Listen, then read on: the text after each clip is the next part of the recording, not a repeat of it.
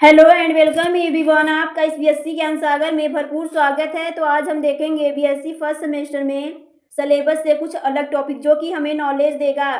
तो आज है संडे, तो हम देखेंगे सिलेबस से कुछ हटके। किसी बच्चे ने कमेंट किया था कि इंस्पायर अवार्ड क्या होता है, जो कि आप सभी को इन सब के बारे में जानकारी रखनी चाहिए। तो आप सब लोग ये वीडियो लास्ट तक जरूर देखिए, क्योंकि आप लोग को पता होना चाहिए कि इंस्पायर अवार्ड, जिससे कि आप सभी बच्चों को बता पाए, छोटे बच्चों को बता पाए कि क्या होता है, उसके बारे में उसको जानकारी दे पाए। और उसके बाद हम देखेंगे बीएससी में इंग्लिश प्लस हिंदी में कॉपी कैसे लिखे। किसी बच्चे ने कमेंट किया था कि हिंदी प्लस इंग्लिश में कॉपी कैसे लिखा जाता है। लिखना तो सही है, लेकिन कैसे लिखा जाता है ये उसने पूछा था। तो हम देखेंगे कि कैसे लिखा जाता है हिंदी प्लस इंग्लिश में कॉपी। तो हम देखते हैं पहले इंस्पायर अवार्ड क्या होता है। यह भारत सरकार के विज्ञान और प्रौद्योगिकी विभाग डीएसटी के एक योजना है। यह भारत सरकार द्वारा चलाया गया एक योजना है, प्रौद्योगिकी विभाग की एक योजना है, जो कि 2008 में चालू हुई थी। भारत सरकार ने 2008 में चालू किया था, जो कि 9/10 से स्टार्ट हो गया था इंस्पायर अवार्ड परियोजना। इसका उद्देश्य है कि बच्चों में विज्ञान और नवाचार के प्रति रुचि बढ़े। जो बच्चे उनमें विज्ञान एवं नवाचार के प्रति उनकी रुचि बढ़े, जो विज्ञान में नई नई तकनीकी आती है उनका उपयोग कर सके, उनमें उनकी रुचि बने। इसके लिए है, इसको है बना लीजिएगा। जो इंस्पायर अवार्ड है यह किसके लिए है, कौन से बच्चे अप्लाई कर सकते हैं इस अवार्ड के लिए, इसमें क्या होता है। यह अवार्ड स्कूल स्तर पर विद्यार्थियों को कक्षा 6 से 10 तक के लिए है, खासकर उन बच्चों के लिए जिनमें विज्ञान और नए विचारों क्रिएटिव आइडियाज़ को लेकर उत्सुक होते हैं। जो बच्चे 6 से 10 क्लास 6 से 10 तक हैं और वो विज्ञान में रुचि रखते हैं, नए चीज़ों नई तकनीकी में रुचि रखते हैं, उनको बनाने में अपनी रुचि रखते हैं, वो सोचते हैं कि ये कैसे होगा, इसको कैसे सही किया जा सकता है, उनके लिए ये अवार्ड है। ये साइंस वालों के लिए होता है। क्या मिलता है इस अवार्ड में, सेकेंड क्या मिलता है। चयनित बच्चों को 10,000 की धनराशि दी जाती है। इस पैसे से बच्चा अपना नया मॉडल या प्रोजेक्ट साइंस मॉडल तैयार कर सकता है। जिस बच्चे की चयन किया जाएगा, जो बच्चा अच्छा प्रोजेक्टर या फिर तकनीकी का उपयोग करेगा, उसको ये राशि मिलेगी। जो चयनित बच्चा होगा, ये लाखों में होता है, करोड़ों में होता है, वो जिला स्तर पर, राज्य स्तर पर होता है। उसके बाद ये चयनित किया जाता है। जो बच्चा अच्छा प्रोजेक्ट बनाएगा और उसको समझा पाएगा अच्छे से, कैसे किसी चीज़ को हम कर सकते हैं। अब हम आगे देखेंगे कैसे चयन होता है। इस अवार्ड में कैसे चयन होता है। प्रत्येक स्कूल से शिक्षक बच्चे की आइडिया को नामांकित करते हैं। जिला स्तर पर चयन के बाद राज्य स्तर पर और फिर राष्ट्रीय स्तर पर मॉडल आइडिया चुने जाते हैं। शिक्षक बच्चे को आइडिया नामांकित करेंगे, उसके बाद जिला स्तर पर, राज्य स्तर पर, फिर राष्ट्रीय स्तर पर मॉडल का आइडिया चुने जाते हैं, जहाँ की लाखों बच्चे वहाँ होते हैं। लक्ष्य ऑब्जेक्टिव, बच्चों को विज्ञान पढ़ने के लिए प्रेरित करना, समाज की समस्याओं को हल करने के लिए नवाचारपूर्ण समाधान खोजने को प्रोत्साहित करना। बच्चे जो है इनको साइंस पढ़ने के लिए प्रेरित करना। इंस्पायर अवार्ड का अर्थ है कि जो बच्चे वो साइंस में रुचि रखे, प्रेरित रहे वो साइंस पढ़ने के लिए, और समाज की जो समस्या है, पर्यावरण की जो समस्या है, उसको दूर कैसे करे। अगर कोई बच्चा जैसे कि खेती हो रही है, उसमें कुछ नई तकनीक या मशीन के बारे में बताएगा, या फिर उससे मॉडल तैयार करेगा उसका, या फिर ऊर्जा का बचत कैसे करे, जल का बचत कैसे करे, इन सब के बारे में जो बच्चा मॉडल बनाएगा अपना, अच्छे से उसको चयनित किया जाता है। ये बहुत हाई लेवल पर होता है, जिससे कि बच्चे अपना रुचि रख सके। ये विशेष रूप से साइंस वाले बच्चों के लिए होता है, जो कि बच्चे अपना रुचि रख सके। जैसे कि अच्छी तकनीकी मशीनों का यूज करना, वो कहीं से भी देखकर या फिर फ़ोन से देखकर अपना प्रोजेक्ट बना सकते हैं, जिससे कि वो अच्छा प्रोजेक्ट बना पाए। और वह ऐसे साइंस पर्यावरण से रिलेटेड प्रोजेक्ट बना सकते हैं, जैसे कि ऊर्जा का बचत कैसे करें, ऊर्जा का निर्माण कैसे करें, और सभी चीज़ें। और खेती करने में कोई मशीन आ रही है नई नई, उसका तकनीक, नया मशीन का उपयोग कैसे करें, कैसे बनाया जाता है, इन सब की चीज़ों के लिए बताया गया है। आप लोग एक बार जाकर यूट्यूब या गूगल से सर्च कर देख लीजिएगा, अच्छे से आप लोग को और अच्छे समझ में आ जाएगा। हम आगे देखते हैं इंग्लिश प्लस हिंदी में कैसे लिखें। लिखना तो है हिंदी प्लस इंग्लिश में, क्योंकि आप अभी नए बच्चे हैं, यूपी बोर्ड से पढ़े, जो सीबीएसई बोर्ड से पढ़े वो तो इंग्लिश में लिख लेंगे, जो यूपी बोर्ड से पढ़े वो टोटल इंग्लिश लिख नहीं पाएंगे, क्योंकि उनकी इंग्लिश एकदम स्ट्रांग नहीं है। जिसकी इंग्लिश एकदम परफेक्ट है, अच्छी आती है, वो इंग्लिश में ही लिखे।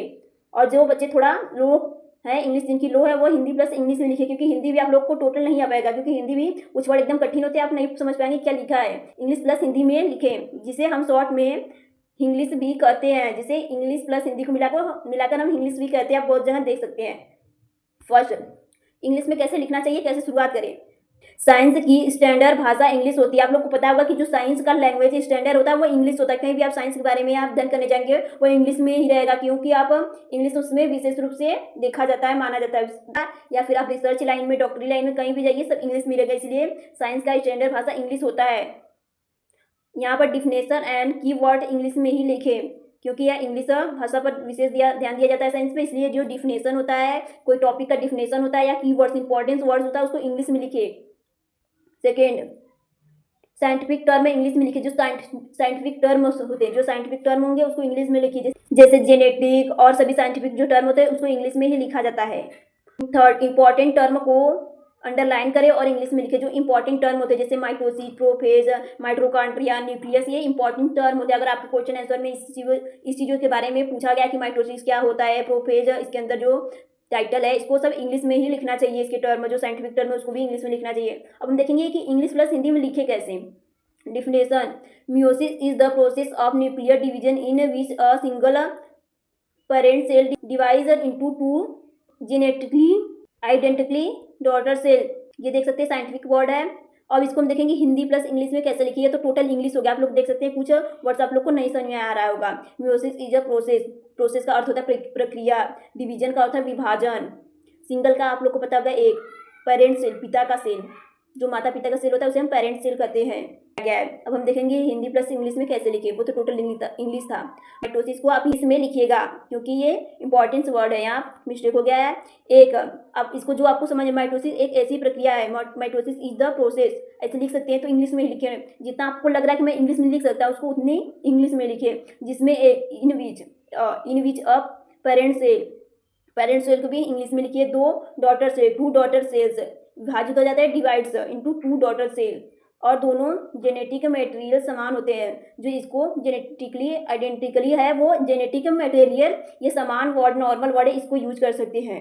अगर आप लोगों को इंग्लिश प्लस हिंदी में लिखना है तो ऐसे लिख सकते हैं, लेकिन आप लोगों को जितना इंग्लिश आ रहा है आप इंग्लिश लिखने का ही कोशिश करिए, क्योंकि इंग्लिश आप लोग को आ जाएगा वो अच्छी बात है, क्योंकि आप एक सेमेस्टर में लिख लेंगे, अगले सेमेस्टर में भी लिखना होगा। तो आप हिंदी वर्ड का यूज ही ना करिए। अगर इंग्लिश में जो वर्ड नहीं आ रहा है उसको आप, जैसे कि विभाजित, अगर इसका मीनिंग नहीं आ रहा है तो हिंदी में लिख दीजिए विभाजित, जिसको विभाजित हिंदी में लिख दीजिए आप। और जो नहीं आ रहा है आप लोग उसका हिंदी देख लीजिए, इंग्लिश देख लीजिए, ऐसे से जो वर्ड नहीं आ रहा है उसको आप याद करिए। टर्म तो थोड़ा नॉर्मल ही रहता है, बीएससी फर्स्ट सेमेस्टर का, इज द, ऐसे से सब नॉर्मल वर्ड आएंगे।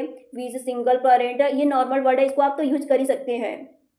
जैसे माइटोसिस किसे कहते हैं, तो आप लिख सकते हैं कि ऐसे लिख दीजिए, mitosis is the process of nucleus division, या फिर लिख सकते हैं it is the process of nucleus division and a single parent cell divided into two genetic material, it is the also called mitosis. आप लोग बहुत जगह it is called mitosis, that is को हम आई भी लिखते हैं शॉर्ट में, लेकिन आप सेमेस्टर एग्जाम में दैट इज पूरा लिखिएगा। आल्सो कार्ड का यूज करके आप लिख सकते हैं it is the also called, mitosis, meiosis, ऐसे यूज कर सकते हैं नॉर्मल वर्ड। आप लोग को कोई समस्या हो रही है तो आप लोग हमें कमेंट बॉक्स में कमेंट कर सकते हैं, लेकिन आप जितना हो सके इंग्लिश वर्ड का यूज करिए। जो नहीं आ रहा जिस समान, सेम लिख दीजिए, समान का अगर नहीं आ रहा आप लोग को, ऐसे वर्ड नॉर्मल वर्ड कर सकते हैं, जिससे प्रक्रिया प्रोसेस भी लिख सकते हैं। तो आज इस वीडियो में इतना ही। आई होप ये वीडियो आप लोग को बहुत ही अच्छे समझ में आया होगा एंड हेल्पफुल रहा होगा। अगर आप लोगों को अभी भी अच्छे से क्लियरली नहीं समझ में आया तो आप लोग एक बार और कमेंट कर सकते हैं, जिससे कि हम आप लोगों को और अच्छे से बताना चाहेंगे कि हिंदी प्लस इंग्लिश में कैसे लिखे, और अच्छे से अब डिटेल में हम लिख कर बताएंगे कि कैसे लिखा जाता है कॉपी पे, ठीक है। अगर आप लोग को अच्छे वीडियो चाहिए एंड आप लोग को बीएससी फर्स्ट सेमेस्टर की तैयारी करनी है तो हमारे चैनल को लाइक एंड सब्सक्राइब करें एंड हमारे चैनल पर बने रहिए एंड अपने दोस्तों को शेयर जरूर करिए, क्योंकि वो भी अच्छी स्टडी कर पाए एंड अच्छा परसेंटेज ला पाए बीएससी में, अपना नॉलेज बढ़ा पाए। इसके लिए आप शेयर कर दीजिए बच्चों को, क्योंकि आप लोग के साथ एंड सपोर्ट के लिए भी ये चैनल बनाया गया है। तो आज इस वीडियो में इतना ही। Thanks everyone for listening me.